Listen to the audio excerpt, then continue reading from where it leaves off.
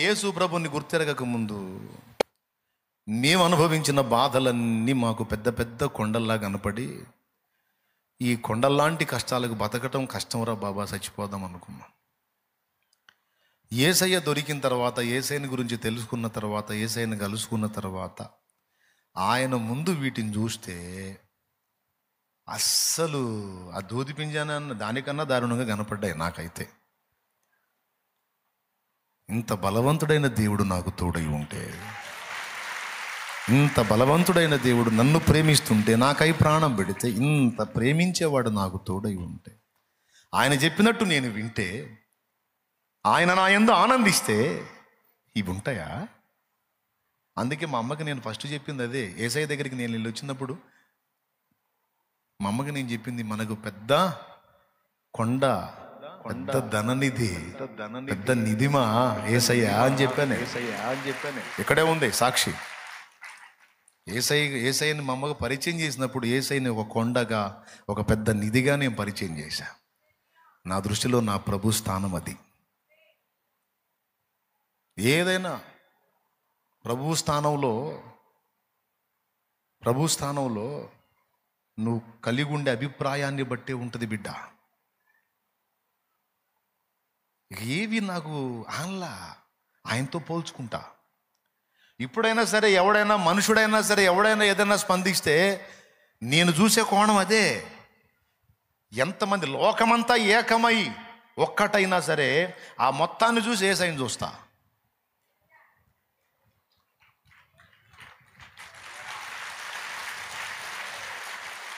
ఇప్పుడు ఏమర్థమైంది మీకు? శత్రు సమూహం మొత్తాన్ని చూసి యేసయ్యని చూస్తే, వీళ్ళంతా ఏమో మట్టి బొమ్మలు, మట్టి పురుగులు. అంటే పుట్టినోళ్ళు, బతుకుతున్నోళ్ళు అన్నాడంటే పోతారు మొత్తం. ఆయన ఎవరు? పుడిసిటిలో నా జలములను కొలిచిన వాడితడు, పర్వతములను త్రాసులో పూచిన వాడితడు.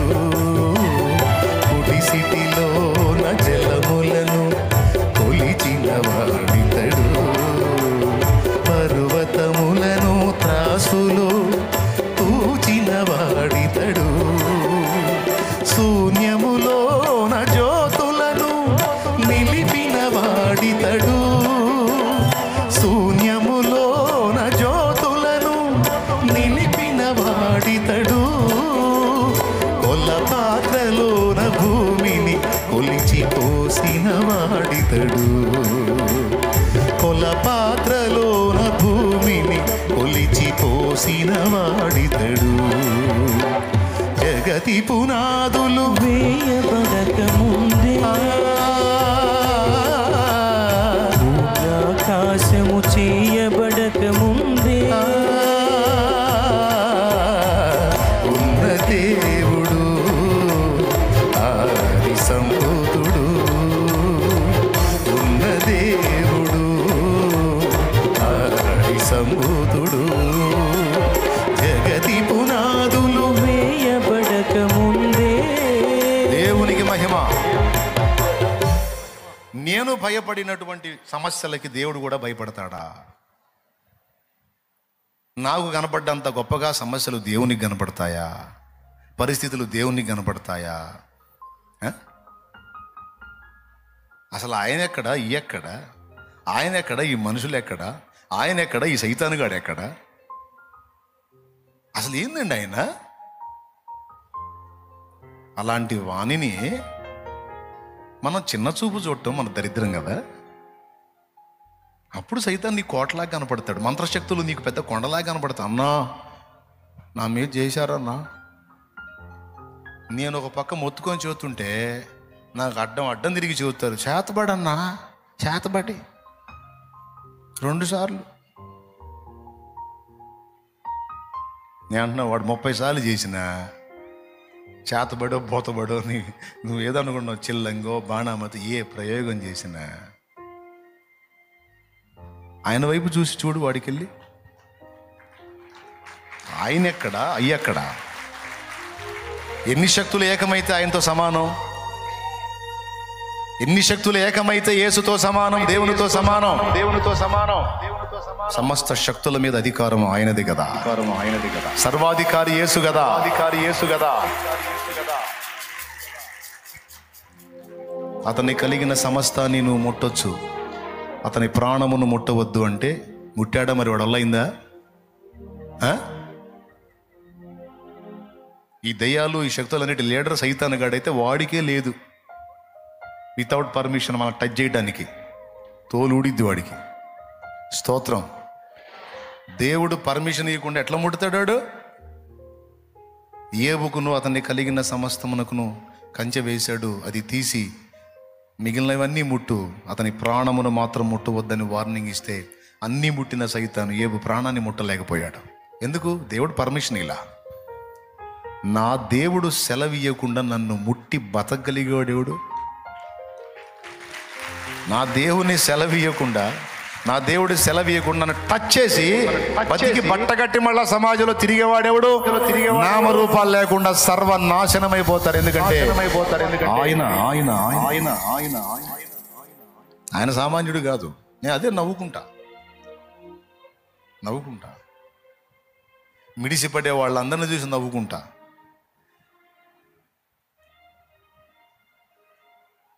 నీటి మీద బుడగలకి ఎంత భోగం వచ్చింది, ఎగిరెగిరి పడుతున్నాయి. ఒక్కసారి అట్ట అన్నాడంటే పుట్టుకుమని పగిలిపోద్ది బుడగ.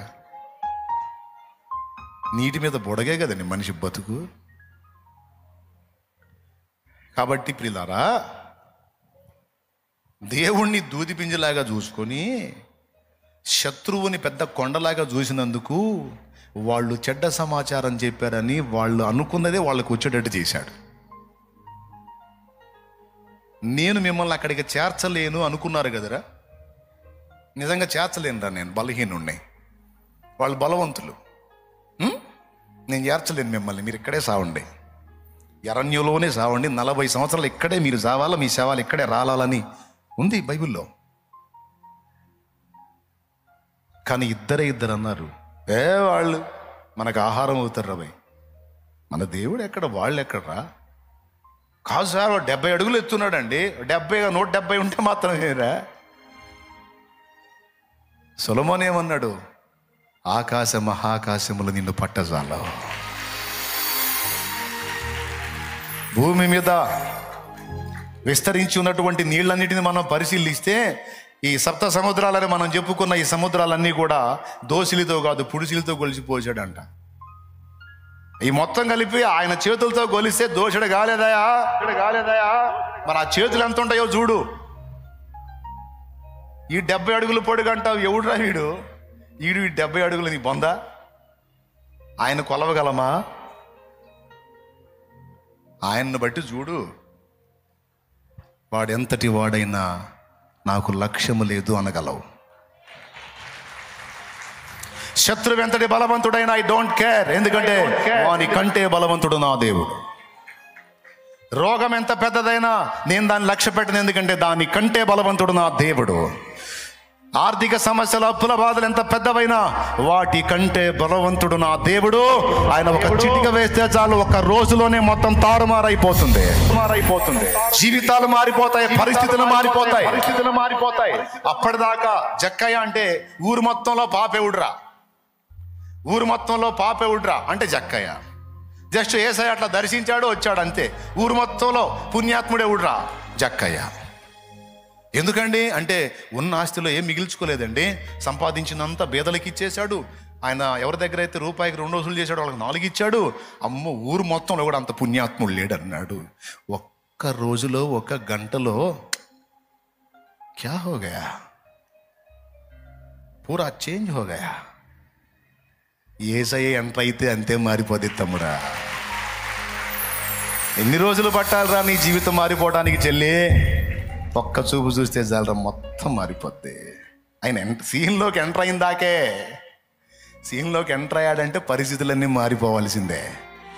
అదే ఎంటర్ అయిన దాకా చూస్తూ ఉంటాం, ఎప్పుడు దిగుతాడు రంగంలో కానీ, హీరో ఎప్పుడు వస్తాడో సీన్లో కానీ, విలన్లు మిడిసిపడతంటే హీరో ఎంట్రీ కోసం చూస్తుంటాం. నేను చేసే పని అది. హీరో ఎంట్రీ అయితే అప్పుడు పగులుద్ది ఒక్కొక్కటికి. ఇటున్న మూతి ఇటు తిరిగిద్ది. దేవునికి స్తోత్రం.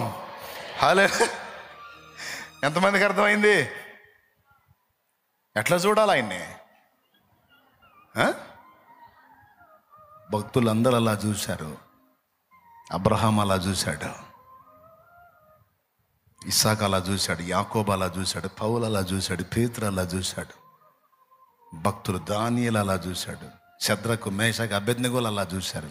ఏయ్ నేను రాజును అన్నాడు వాడు. ఏడిశా వెధవా, నువ్వు ఈ రాజ్యానికి రాజురా, విశ్వానికి రాజు మా దేవుడు. విశ్వానికి రాజు రా బాబు. నువ్వు ఎక్కడ తిప్పుతున్నావు మీసాలు? మా ముందు తిప్పు, మా దేవుడి ముందు కాదు. శద్రకు మేషాకు అబేద్నెగో ఆయన వారలారా, దేవుని భక్తులారా బయటికి రండి అన్నాడు. నేనున్నట్టయితే ఆడ నూరా లోపలికి అనేవాడిని. దేవునికి స్తోత్రం. అంతకుముందు ఏం ప్రగల్భాలు పలికాడు? ఈ బొమ్మకు మొక్కకపోతే మీకు మామూలుగా ఉండదు. మ్యూజిక్ వినపడిద్ది, మొత్తం సాష్టాంగ పడతారు, మీరు కూడా సాగిల పడాలంటే. రాజువైన నెబుకద్నెజరు, ఇందును గూర్చి నీకు ఉత్తరం ఇవ్వాలన్న చింత మాకు లేదు. నీవు వేడిమిగల అగ్నిగుండంలో మమ్మల్ని పడవేస్తే అందులో నుంచి మమ్మల్ని రక్షించుటకు మా దేవుడు సమర్థుడు. సమర్థుడు సమర్థుడు రక్షించకపోయినా పర్వాలా, రక్షించడానికి సమర్థుడు, రక్షించకపోయినా పర్వాలా, మేము మాత్రం నీకు లొంగం, నీకు లోబడం. అసలు ఎవరన్నా అంత సాహసం చేస్తారు? రాజు మీద తిరుగుబాటు. వామ్మో, ప్రాణాలు ఉంటాయా? వేసేయండి వీళ్ళని అగ్నిగుండంలో అన్నాడు. వేశారు. ఏమైంది? వేసిన వాళ్ళు తెచ్చారు, వెయ్యబడ్డోళ్ళు ఏమో హాయిగా లోపల తిరుగుతున్నారు. రాజు అంటాడు, మనం ఎంతమందిని వేసేవరా లోపల? 3 నండి. పేరులు రా, శద్రకు మేషాకు అబేద్నెగో. నాకేంద్ర 4 కనపడుతున్నారు. నాకు కూడా 4 కనపడుతున్నారండి. ఆ 4వ వాడి స్వరూపం ఏంట్రా? దేవతల స్వరూపంలాగా ఉంది. వారు సేవించుతున్న దేవుడే వారి మధ్యకు వచ్చాడండి. ఇంకలే బబులోను దేశమందున ఆ భక్తులు 3 బొమ్మకు మొక్కనందున, బబులోను దేశమందున ఆ భక్తులు 3 బొమ్మకు మొక్కనందున,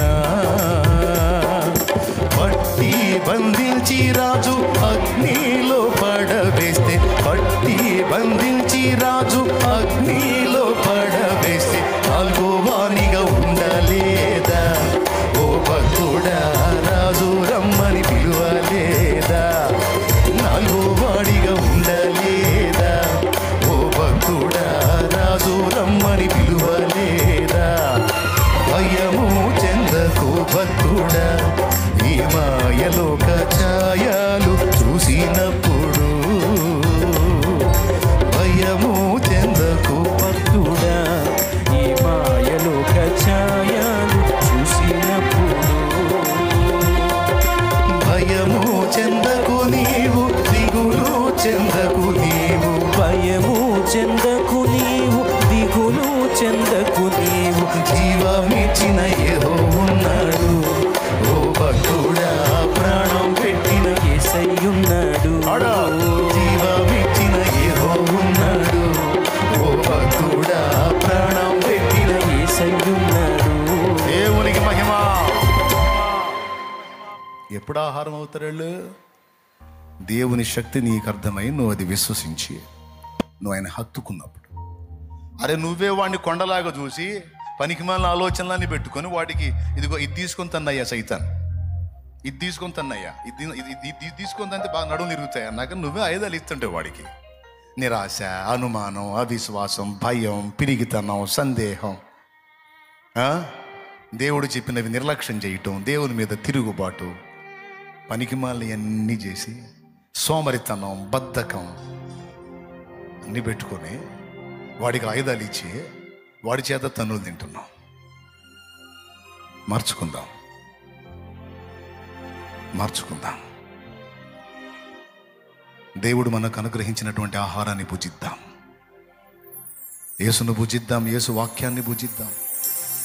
ప్రభువు చెప్పినటువంటి మీరు శోధనలో ప్రవేశించకుండాన్నట్లు మెళకువగా ఉండి ప్రార్థన చేయండి అని దుష్టుడు మనల్ని ఓడగొట్టకుండాన్నట్లు, మనం జయించున్నట్లు మెలకువగా ఉందాం, ప్రార్థన చేద్దాం. ఇది మనం చేసినట్లయితే శత్రువు మనకు ఆహారం అవుతాడు. మన సమస్యలే మనకు ఆహారం అవుతాయి. మన ఇబ్బందులే మనకు అనుకూలంగా మారుతాయి. అవే మనకు ప్లస్గా మారుతాయి. ఒక్క దినమందే పరిస్థితులన్నీ మార్చగల సమర్థుడు నా దేవుడు. ఒక్క దినమందే మొత్తం చరిత్రను తిరగరాయగలవాడు నా దేవుడు. కాబట్టి నిరీక్షణ కోల్పోవద్దు, విశ్వాసములో సన్నగిల్లవద్దు. నీ ముందున్న శత్రువు లాంటి సమస్యల వైపు కాదు, ప్రభు వైపు చూసి వాటిని చూడు. ఆయన ఆకాశంలో కనపడతాడు, ఎక్కడో అధపాతాళంలో కనపడతాయి. ఎప్పుడు ఆ దృష్టి కలిగి ఉండు, అలా చూడటం నేర్చుకో. కృప మనందరికీ తోడై ఉండును గాక. తిందామా ఆహారాన్ని, భుజిద్దామా. నా ధర్మం నేను చెప్పా, నేను కూడా ఫాలో అవుతా. ఇంకా నేను బ్యాలెన్స్ చేసుకోవాల్సి ఉంటే చేసుకొని, నేను కూడా దిద్దుకొని నేను లైన్లో ఉంటా, మీరు కూడా ఉండండి. మనం కలిసి బలపడి ప్రభు యేసునకు శిష్యులమై ఆయన రాజ్య వ్యాప్తిలో మనమందరము పాలు పంపులు పొందుదాం. మనం ధైర్యంగా ఉందాం, బలంగా ఉందాం, విశ్వాసము కలిగి ఉందాం, నిరీక్షణ కలిగి ఉందాం. మిగిలిన వాళ్ళకు కూడా అలాంటి నిరీక్షణ, నిశ్చయత మనం ఇద్దాం. అప్పుడు నిన్ను బట్టి అనేకులు క్రీస్తు వైపు ఆకర్షింపబడతారు. నీ జీవితమే వారికి ఒక ఆదర్శం అవుతుంది. అలా చేయగలడు. కాబట్టి విశ్వాసం గలదానివై, విశ్వాసం గలవాడవై ప్రభుని స్తుతించు. ప్రభు చెప్పిన నిర్లక్ష్యం చేయొద్దు. Okay right. ప్రార్థన. అందరూ తలలు వంచి కళ్ళు మూసి హృదయాలు తెరచి, ప్రభువా ఈరోజు నీవు నాతో మాట్లాడినందుకు, కర్తవ్యం బోధించినందుకు నీ కృతజ్ఞతాస్తుతులు ప్రభువా. ఆయన నాతో మాట్లాడావు, నీ బిడ్డలతో మాట్లాడావు, నాకు అందించావు, నీ బిడ్డలకు కూడా అందించావు ప్రభువా. నాయన శత్రువుకి మేమే ఆయుధాలు ఇస్తున్నాం ప్రభువా. నిజంగా ఈరోజు నాతో మాట్లాడావు నువ్వు ఈ మాట. నా ప్రభువా, మేము వాడికి ఆయుధాలు ఇవ్వకుందుము గాక నాయన, ఇవ్వకుందుము గాక. వాడు నిరాయుధుడు కావాలి ప్రభువా. మా బుద్ధిహీనతలు, బలహీనతలు, పనికిమాలినతనం, నిరాశ, నిస్పృహ, కృంగుబాటు తొలగించు. అవిశ్వాసం, అనుమానం తొలగించు. నీ మీద తిరుగుబాటు చేసే మనసు తొలగించు.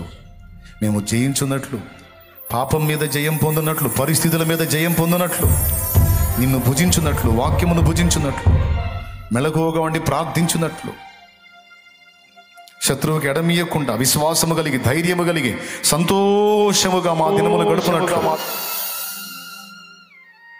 మాకు కృప దయచే. మా బిడ్డలందరిని దర్శించమని, తిరిగి వెళ్ళనై ఉండగా మార్గమందు తోడై ఉండి క్షేమకరమైన ప్రయాణాలు దయచే. ఎవరు ఎక్కడ ఏ కీడిలో పడకుండా కాపాడు, కృప చూపమని.